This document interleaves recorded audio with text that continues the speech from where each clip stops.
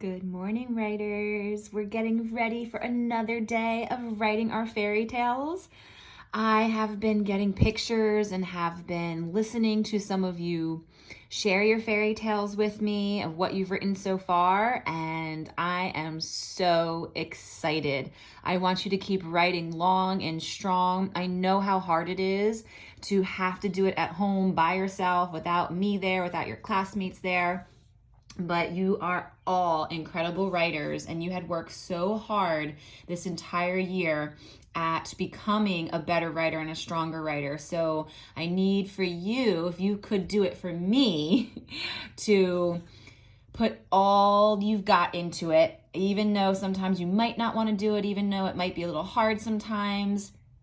I'm asking you to please do your very best. Show me what an incredible writer you are, because I cannot wait to hear these fairy tales that you guys have been coming up with.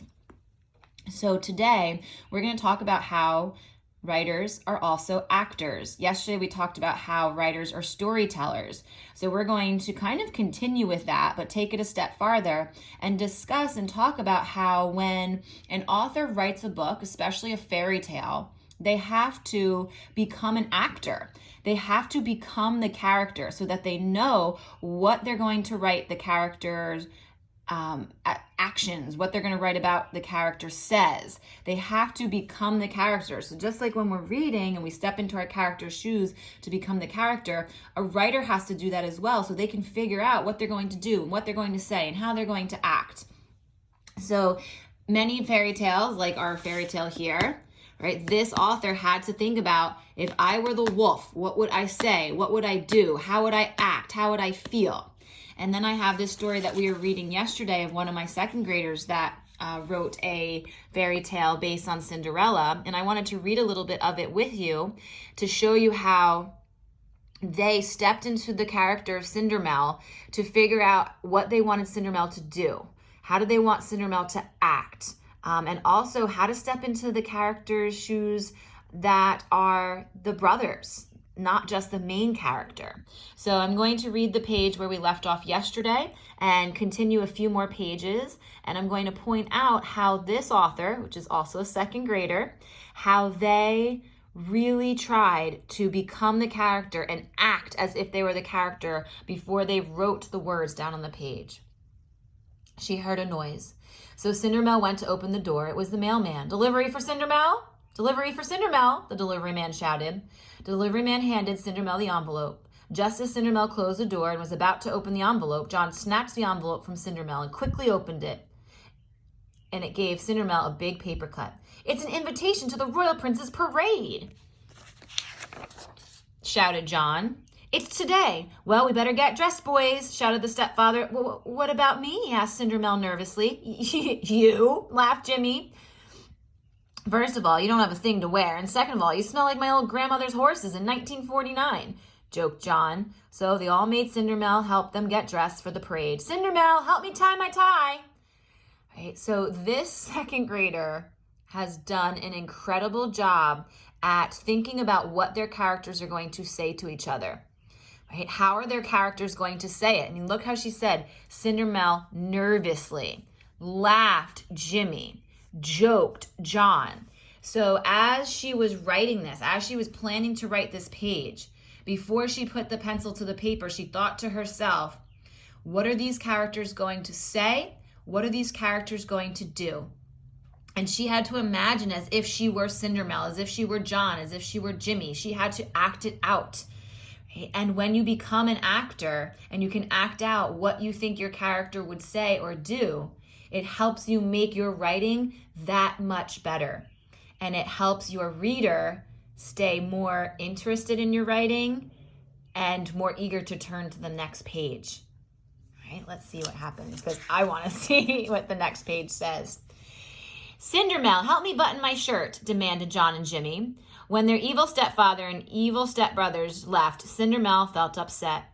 "I can't meet the prince all because my odor smells terrible and I don't have a thing to wear," mumbled Cindermel. She stopped when she saw her fairy god dog. "Who are you?" asked Cindermel. "Well, dear, I'm your fairy god dog," said the fairy god dog. And I heard you stink and you have no clothes to wear. That is true, said Cindermel. Well, since you're here now, can you help? Asked Cindermel. I sure can indeed, said the fairy god dog, but you need to come back at 4 p.m. The parade ends at 3 p.m., so you can hang out with friends, said the fairy god dog. Okay, said Cindermel.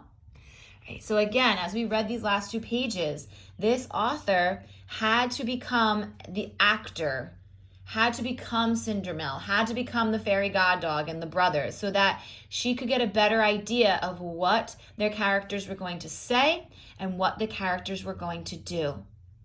So as you are writing, this is something that I want you to think about. Become your character and ask yourself, what would my character say? What would my character do?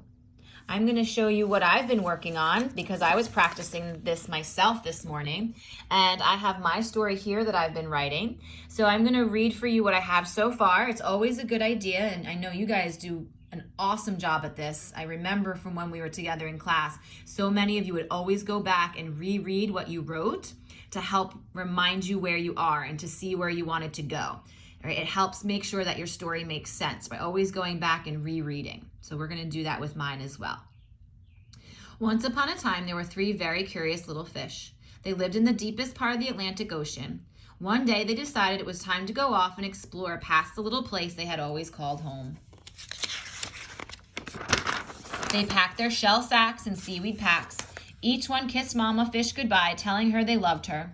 Mama Fish warned the 3 little fish, "Be careful out there. The ocean is full of many creatures much bigger than you." So when I was writing that yesterday, I was thinking to myself, as a mom, because I am a mom, what would I say to my children as they were going off into the world? And then I put myself in the place of a fish, and how might a fish say that? So I was becoming Mama Fish. I was acting as if I were her. So in these next 2 pages, this is where I practiced what I want for you to practice today. Before I wrote these 2 pages, I asked myself, what would the 3 little fish be thinking, feeling, doing, and saying? And I practiced it in my head, and I practiced it out loud. And then once I had an idea, then I put my marker to the paper.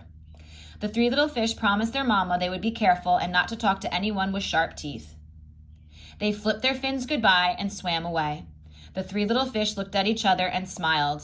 They were finally off on their own, something they had waited a long time for. So I put myself in the place of the 3 little fish. And this is what I imagined that they would do as they were swimming off. The first little fish said, "Can you believe it? Look at us, headed out to the big sea," as he did backflips. "I know," said the second fish. "I'm so excited to explore the Atlantic and make new friends," as she twirled and twisted. So I was imagining, what is it like when someone's really excited about something? How do they act? And I was thinking about that they would probably be twisting and twirling and flipping and swimming quickly. So I pretended as if I was the fish, and how would I act and what would I say? I became the fish. I became an actor. So writers, today and every day when you're writing, I want for you to step into your character's shoes, become your character, and ask yourself, what would my character say? What would my character do? What would my character be thinking? And then once you have that idea and you have those thoughts flowing, then you can put your pencil to the paper and start writing. I cannot wait to see where these fairy tales take us, and I cannot wait for you to share them with me. Happy writing!